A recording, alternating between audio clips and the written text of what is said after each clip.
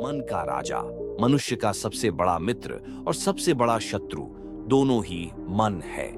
यही मन इंसान को स्वर्ग तक पहुंचा देता है और यही मन नरक में भी धकेल देता है।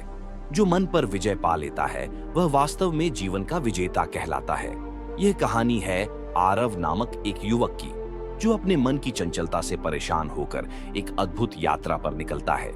यह यात्रा केवल बाहर की नहीं बल्कि भीतर की भी है।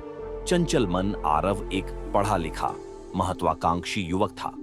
उसके सपने बड़े थे, लेकिन उसकी सबसे बड़ी समस्या यह थी कि उसका मन कभी एक जगह टिकता ही नहीं था। कभी वह तय करता, मुझे पढ़ाई में टॉपर बनना है, लेकिन थोड़ी देर बाद ही उसका मन मोबाइल, गेम्स और सोशल मीडिया में खो जाता। कभी सोचता, मुझे सुबह जल्दी उठकर योग करना है, परंतु अलार्म बजते ही मन कहता, बस 5 मिनट और सो लो। आरव की यही कमजोरी उसे धीरे धीरे हताश और निराश करने लगी। एक दिन वह अपने दादाजी के पास गया और बोला, दादाजी, मेरा मन मेरी बात ही नहीं मानता, जैसे मैं उसका मालिक नहीं बल्कि वही मेरा मालिक है। दादाजी मुस्कुराए और बोले, बेटा, मन तो चंचल बंदर की तरह है। अगर उसे साधना ना आ सके तो वह इंसान को नचाता रहता है। साधु से मुलाकात। दादाजी ने आरव को पास के आश्रम भेजा, जहां एक वृद्ध साधु रहते थे। लोग कहते थे कि वे साधु अपने मन पर पूरा नियंत्रण रखते हैं। साधु ने आरव से पूछा, बेटा, तू यहां क्यों आया है? आरव बोला, गुरुदेव, मैं अपने मन का दास बन चुका हूं। मैं चाहता हूं कि इसे कैसे वश में किया जाए, ये आप मुझे सिखाएं। साधु ने गंभीर स्वर में कहा। मन को पहली शिक्षा, विचारों पर पहरा। साधु ने आरव से कहा, मन को वश में करने का पहला कदम है विचारों पर पहरा देना। मन हर क्षण सैकड़ों विचार उत्पन्न करता है। अगर तुम हर विचार के पीछे भागोगे तो थक जाओगे। तुम्हें सीखना होगा कौन सा विचार अपनाना है और कौन सा छोड़ देना है। साधु ने एक उदाहरण दिया। मान लो तुम्हारे घर का दरवाजा खुला है, कोई भी मेहमान आ सकता है।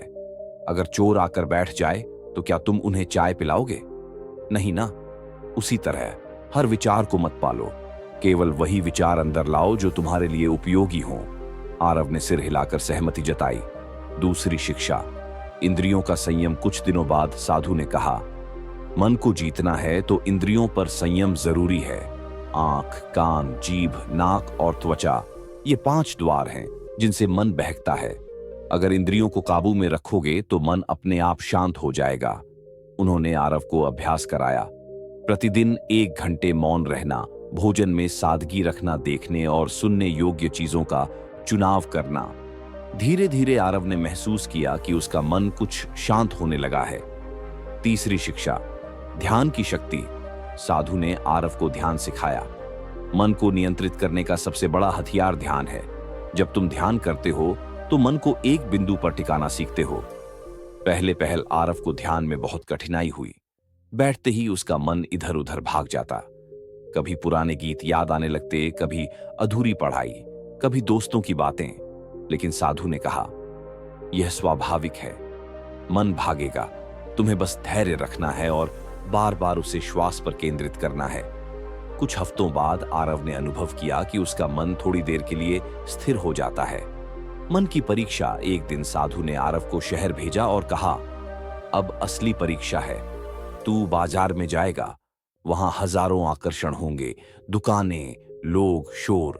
वहां जाकर देख क्या तेरा मन स्थिर रह पाता है। आरव बाजार गया। पहले तो उसका मन मिठाइयों और कपड़ों की ओर खींचने लगा, पर उसने साधु की शिक्षा याद की, विचारों पर पहरा दो। उसने गहरी सांस ली और मन से कहा, तू मेरा सेवक है, मैं तेरा मालिक। धीरे धीरे उसका मन शांत